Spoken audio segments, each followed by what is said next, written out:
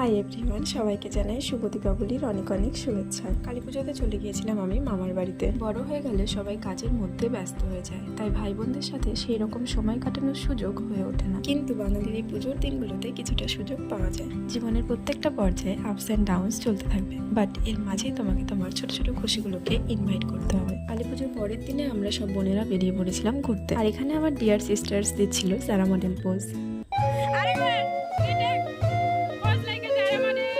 সত্যি সব কাজিনসরা যখন এক জায়গায় থাকে, এই ছোট্ট মুহূর্তগুলো বেশ মজার হয়ে ওঠে। এরপর জিজুকে যখন বললাম জিজু একটা চারা মডেল পোজ দাও, জিজু দিয়ে দিল একটা কোলগেট স্মাইল। এখান থেকে বেরিয়ে আমরা একটু দূরে আরেকটা ঠাকুর দেখতে বেরিয়ে পড়ি। এই প্যান্ডেলটা পুরোটা মাটির হাড়ি দিয়ে তৈরি করা হয়েছিল। এই প্যান্ডেলটার পাশে দেখলাম একটা গানের প্রোগ্রাম চলছিল।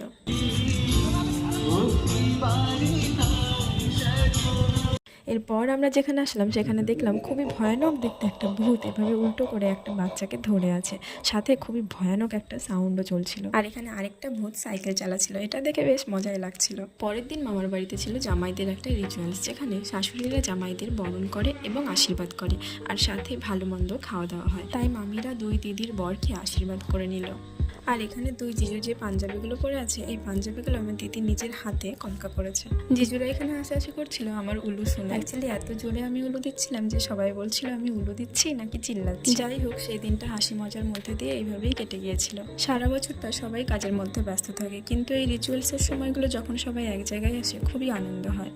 জিজুরা এখানে খেতে শুরু করে দিয়েছিল। এবার আমি চলো জিজ্ঞেস করবো জিজুদের যে রান্নাবান্না কেমন হয়েছে, কেমন টেস্ট হয়েছে। তো জিজুর রিয়াকশন তোমরা দেখতে পেলে, পাগলের মতো করছিল কেমন।